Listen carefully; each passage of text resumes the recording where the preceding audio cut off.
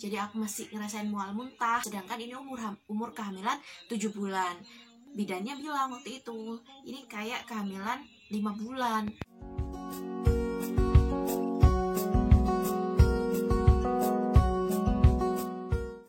Assalamualaikum teman-teman. Alhamdulillah kembali lagi sama aku, Amiratul Mutia.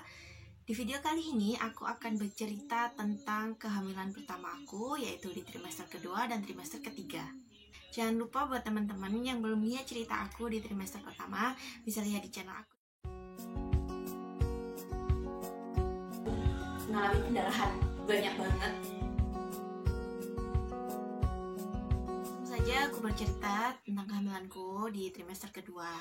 Nah, trimester kedua ini katanya trimester yang sudah mulai melegakan ya, karena melewati masa trimester pertama yang campur aduknya, kita pertama kali adaptasi dengan perubahan hormon yang sangat beda banget dengan ketika kita tidak hamil.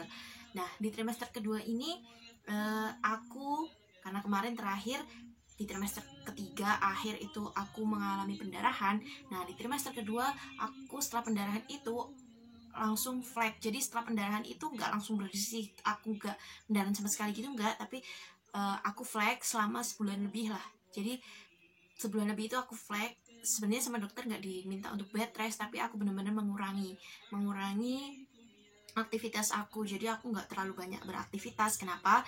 Karena aku sendiri perhatikan ketika aku banyak beraktivitas, intensitas flekku itu agak sedikit nambah, volumenya agak bertambah. Jadi gak flek aja, malah hampir kayak haid gitu ketika aku kecapean. Nah, selama aku ngeflek lebih dari 1 bulan itu, aku kontrol lagi. Ketika sudah bersih fleknya, alhamdulillah ternyata terlihat bahwa plasentanya itu sudah nggak di bawah lagi. Kalau kemarin kan didiagnosa seperti mungkin akan jadi plasenta previa karena plasentanya di bawah. Nah, akhirnya waktu fleknya udah bersih itu, plasentanya tuh sudah naik, jadi udah nggak di jalan lahir lagi, alhamdulillah sekali, dan fleknya sudah berhenti. Janinku juga sehat. Nah, setelah itu berat badanku tuh naiknya lumayan ya, karena di trimester pertama aku sempat turun berat badan, di trimester kedua berat badanku tuh mulai naik gitu, karena makanku tuh udah mulai enak. Tapi tetap aja nggak tahu kenapa yang katanya orang-orang mual muntah itu cuma ada di trimester pertama, aku ngerasain sampai trimester kedua. Jadi aku masih ngerasain mual muntah sore malam gitu, aku masih ngerasain. Kadang-kadang makan masih mut-mutan kayak gitu kayak.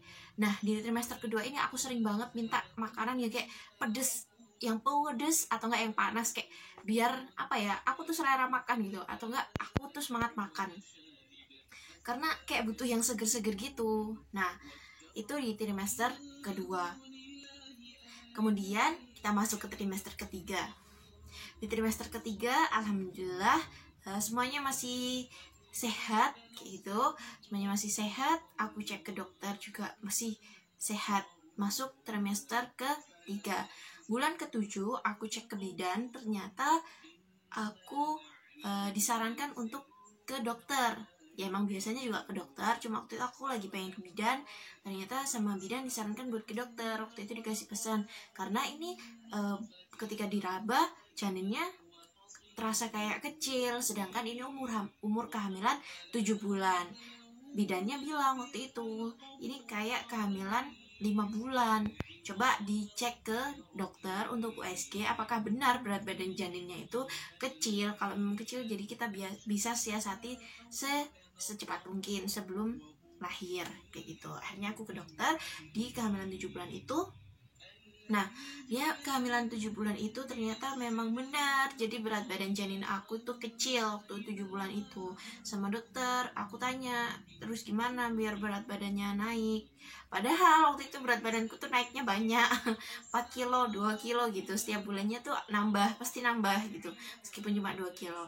Terus dokter bilang, ya banyakin nyemil aja, kalau bisa sih almond. Nah, waktu aku mikir, almond langsung dimakan gitu aja? Iya, dicemilin gitu. Terus oh ya, tapi ternyata memang almond itu mahal ya, cemilan mahal kayak gitu ya. Jadi aku nyemil apa adanya, tapi waktu itu sempet sih ya aku beli almond juga, aku cemilin kayak gitu. Akhirnya aku berusaha banyak makan, susu kehamilan juga aku terus minum. Cuma memang aku tuh orangnya nggak suka susu ya, jadi aku berusaha buat tetap minum susu kehamilan tuh ya lumayan kayak gitu. Karena aku orangnya nggak suka susu, hamil tambah nggak suka dong. Tapi aku tetap berusaha untuk minum susu kehamilan minimal biar tetap ada nutrisi yang masuk ke janin aku. Di bulan ke-8, aku kontrol lagi untuk cek apakah 1 bulan ini sudah ada kenaikan berat badan janin. Nah, di bulan ke-8 itu tanggal 17 September. Tanggal 17 September aku cek ke dokter untuk SG lagi. Apakah berat badan janinnya sudah mulai ada perubahan. Ternyata di umur 8 bulan itu berat badan janin aku 1,9 kilo. Nah, aku tanya ke dokter, ini kekecilan apa enggak dok? Udah 8 bulan. Waktu itu dokter bilang, enggak kok, cukup insya Allah. Kalaupun nanti lahir sekitar 2,6 atau 2,5 kilogram itu sudah cukup. Tuh. Oke dok, berarti ini saya lahiran bulan depan ya dok, bulan Oktober. Tanya begitu. Terus dokter, iya insya Allah. Jadi insya Allah masih cukup berat badannya gitu. Dijaga aja kesehatannya. Oke, kalau gitu aku masih tenang dong, karena memang waktu dicek janinnya tuh sehat gitu. Detak jantungnya juga kuat, ketubannya juga bagus, kayak gitu. Jadi aku nggak ada rasa khawatir, karena dokter juga meyakinkan ketika lahir dengan berat badan sekian pun sudah cukup, kayak gitu. Jadi waktu itu aku udah tenang-tenang. Nah teman-teman, itu tadi cerita kehamilan aku di trimester kedua dan trimester ketiga. Jangan lupa bersyukur hari ini. Terima kasih dan sampai jumpa di video selanjutnya.